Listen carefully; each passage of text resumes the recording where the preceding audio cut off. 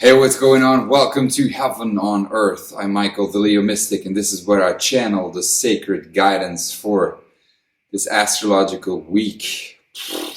Which is, let's keep it real, it's going to be a really intense week since we're building up towards the full moon in Taurus, which means that the sun is in Scorpio, which means obviously that in and of itself is already intense times, because the sun in Scorpio, sun light, bringing light to Scorpio, death and rebirth, transformation, intense energy, the things we share with one another. And it's not all.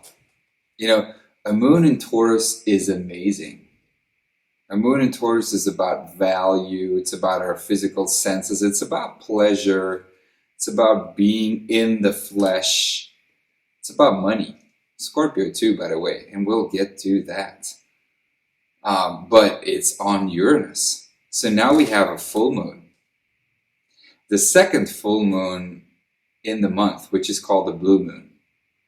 We have it on Halloween, and we have it on Uranus. So I don't know about you, but it's literally, it's something we will never see again in our lives. It is so rare. And so, you know, we first had a Mercury Cazimi on Sunday. So now we got the sun in Scorpio meeting up with Mercury. So that is enlightenment. That is like an insight, an aha moment of Scorpio. Well, what is Scorpio about? It's about two things. It is always about the for Earth polarity, right? I mean, we live in a polarity world where it's about good and bad, which is the same of the spectrum, but let's have a look at it. We have about the manipulation, the lies, the sexual abuse, about, you know, stealing money, about hidden truths, and about hiding, dark. So all of that is just really, like, if you thought that the previous months were intense, holy fuck. It's like a summary. For me, Scorpio is like it's going to be a 30-day summary of what the year has been about. And especially because of Uranus opposing that is just revealing. Uranus is shocks, and it is the nervous system. And so it means that Uranus and Taurus, the physical body, we're really learning how to blend information, electrical impulses, which, you know, everything is electrical impulses from around us. And it is triggering our physical body so that we can understand that the information that we receive is not something within us, but that we're able to communicate as if we are the field, which is what the internet is, by the way, and 5G, and so it has to happen. So, but it is blending our nervous system with the physical body. And so we have a full moon right there. So now, Sun in Scorpio is truly also about truth. It is about the things we share with one another. It is about going into a transformation and about understanding that there are forces beyond our control.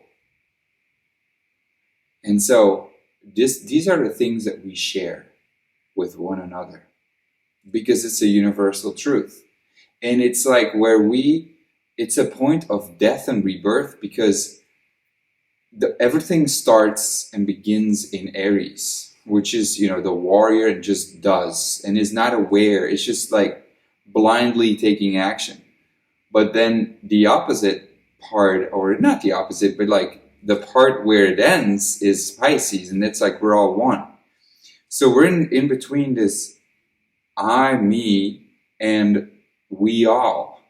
And Scorpio is like the we. It's like we're in between the physical world, but also, the deep unknown of the truth of where it is all one, but at the same time we're on Earth.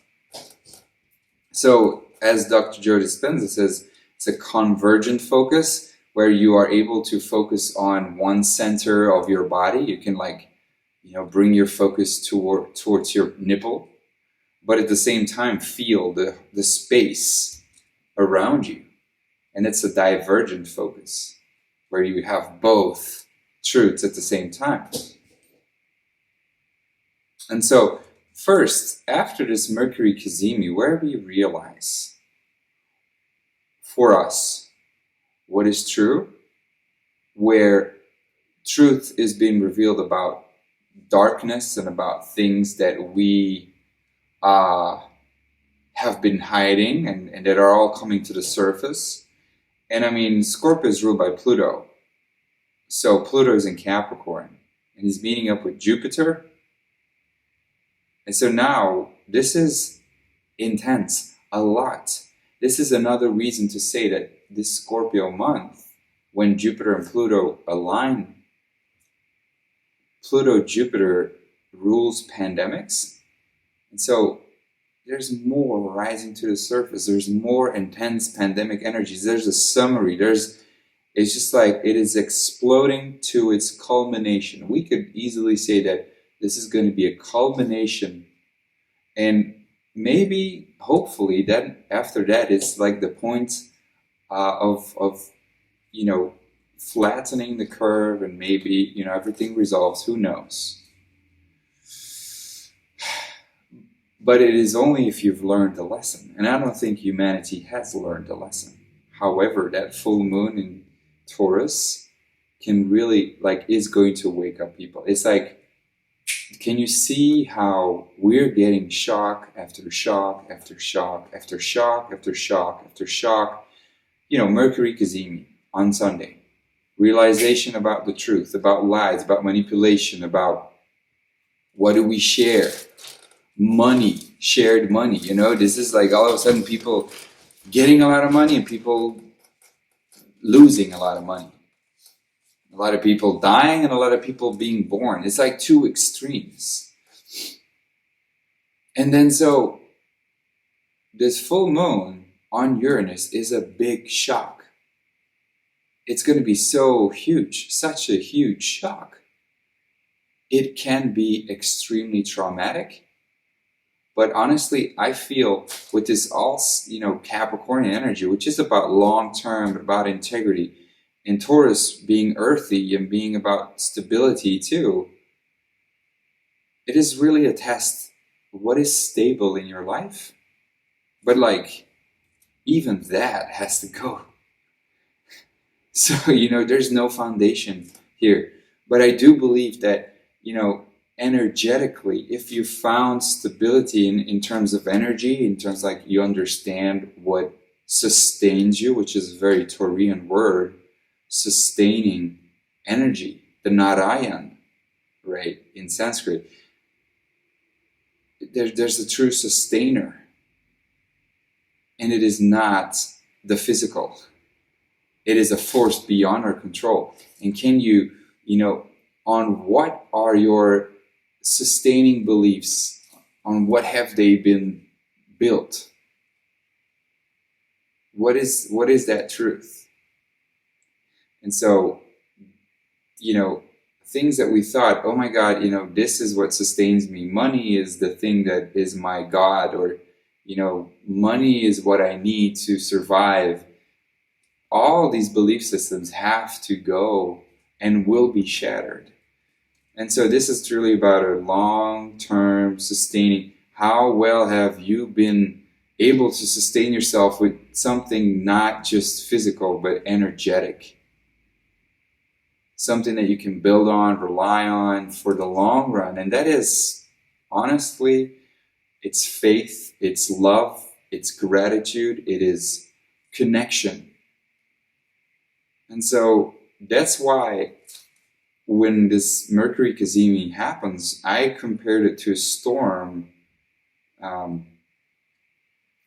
past week, where when that moon comes in Pisces, the water's calm, and it can be it could have been like an amazing storm, like, wow, beautiful, it has cleansed so much, or it could have been so dramatic, it turned your worlds upside down. And then that Mercury cazimi came and you realized, if it was a good storm, it's like, wow, so much cleaning, so much healing, so much purity. And then if it was the other part, it could have been like a Titanic, like the Titanic sunk and you were in the water and you're saved because Mercury cazimi, lets you realize things. And either you drown and they were not able to save you, but you realize, holy shit, life is gone. Or you've been saved on a boat and you're like, holy, what the fuck just happened?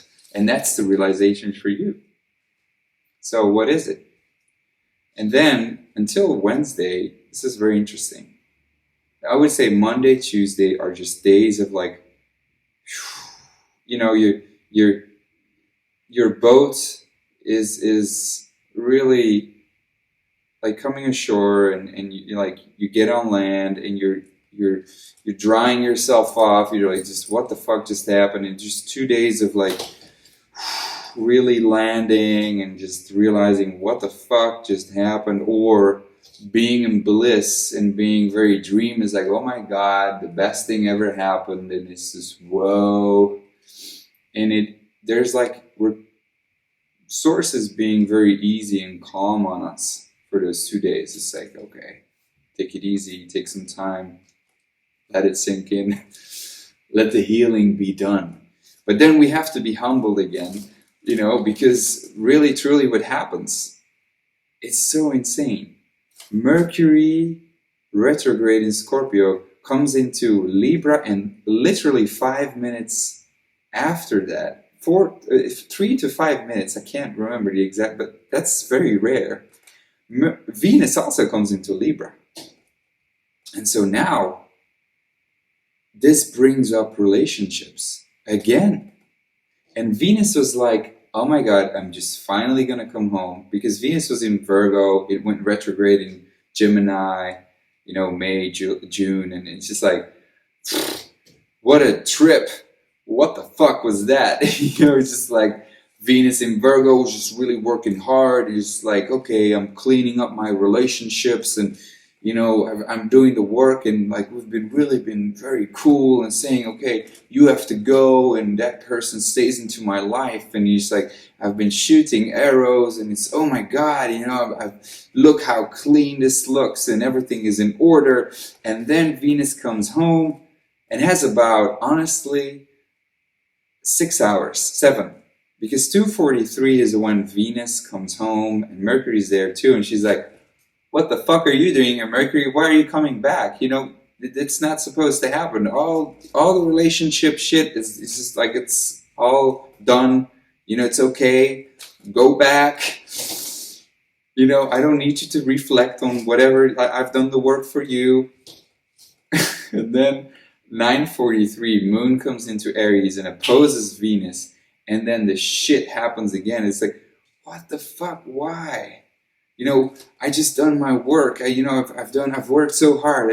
I really listened to people. I've really been the intermediary here, and I just wanted to come home and just chill and relax. But now you're gonna start a fight again? What the fuck?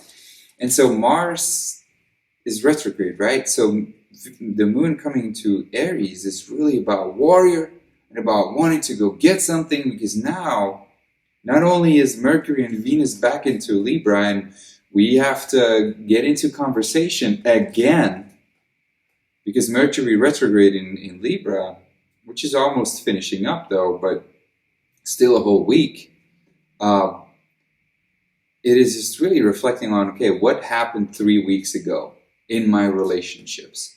Where's the dark here? Where are the bad people? What have I not learned about myself? And then the moon in Aries becomes very defensive. And now moon in Aries opposing Venus is really about desire and about getting what you want, and you want it now. And it's just like, oh my God, you know what? I just sit down and do this and do that. And we're commanding what we want other people to do. And honestly, we got Sun also squaring the nodes. And now Sun in Scorpio squaring the nodes. It has to happen. We have to what? Scorpio. This is our shared values. We have to sit down again and really reflect and think before that full moon in Taurus comes. Okay, so what do we share again? We're sharing a house here, we're sharing a baby, we're sharing money. But really, collectively, what is something we share? We share food. Everything is intertwined. The internet, money, water, energy. And now that is where it becomes very interesting, because energy, Uranus in Taurus, which is about to be shine the light upon with a full moon, which is going to come to a culmination. How are we sharing energy? And it's so interesting. I don't know if you watched Time of the Sixth Sun or something, and at the 8th episode, it was really about, there was this interesting question. I forgot the name of the guy who was channeling two entities, one of them being Tobias and another Saint Germain. He's like a Catholic or at least a Christian, but not traditionally, like really, genuinely, I am consciousness. And he asked this very interesting question that got me thinking, that is really what Scorpio is about. Humanity is so close to finding, light consciousness and raising human consciousness. And, why are we still dependent on all that energy, such as carbon and oil and, all these things? And he asked, well, before you can expand the consciousness and before you get access to, energy that is free, because, energy used to be big time, so prevalent in crystals and still is, but it's not how it used to be apparently. And so, just imagine that you find a new source of energy, which is unthought of, and it is being revealed to you, and now you have power, because energy is power. What do you do with that energy? Who's going to use it? We got people, honestly, governments, truly, there are good people there, but there are a lot of bad people in the government, and we got to say it how it is. The government still dictates what we have to do and not have to do. And so that energy, when that falls into wrong hands, it can be used for good or bad. So the question to you then is, and I honestly think that's what the theme is going to be about, what if you had access to energy as huge as a nuclear bomb? You had it in your hands, and you can apply it, you can do whatever you want with it. It's free, and it's huge, it's abundant. What would you do with it? What would you create with it? Right? And it would be so transforming for the earth. And I feel we really, Sun in Scorpio square the nodes is truly about that, especially because Mercury and Venus came back into Libra. And now this is about, well, how would you handle this thing that we share? And collectively, how are we going to share our resources here? How are we going to reorganize? And, when that full moon in Taurus comes on Uranus, by the way, there's just so much surprising energy. Whatever you wish for, it just comes to fruition, and it is material, and it will be there. And it's just like, it's going to blow your freaking mind. This is physical manifestations. This is physical shocks. Honestly, this could be an earthquake. This could be lightning destroying shit. This is really a whole new shift in people's values about what you value, you know? What is important to people? What is important to you? That is going to shift. And you know, it could be that you found money very important and you know, oh yes, I need money to survive and to thrive, but you're going to discover because of that full moon in Taurus, no. Because things that do not longer belong here and in your world will be taken away because there's a lesson to be learned. And so I will end with this. What if you had free energy, the power of a nuclear bomb in your hands? What would you do with it? And it's the same, like, you know, the question, it's so funny. A friend of mine asked me the question, what if I would give you 50,000 euros per year? What would you do with the money? It's the same type of question that you could be asking yourself now, really, and it could come to fruition on the full moon in Taurus, on freaking Uranus. This is huge. This is really something to think of. And how are we going to share resources for the future? Because honestly, we can ascend to a new truth, and it is about to happen. But how do we deal with it? What power are we giving it? And that's why we have to review Mercury in Scorpio, which is pointing to Pluto, which is in Capricorn, which is honestly the pandemic and is the government, which is making us reflect on whatever we find important in life and how are we sharing things. And that's the last thing I want to say here. Mercury retrograde in Libra, Venus in Libra, Sun in Scorpio square the nodes. This is what? Karmic relationships. And the moment Moon comes into Aries, this is how I channeled this.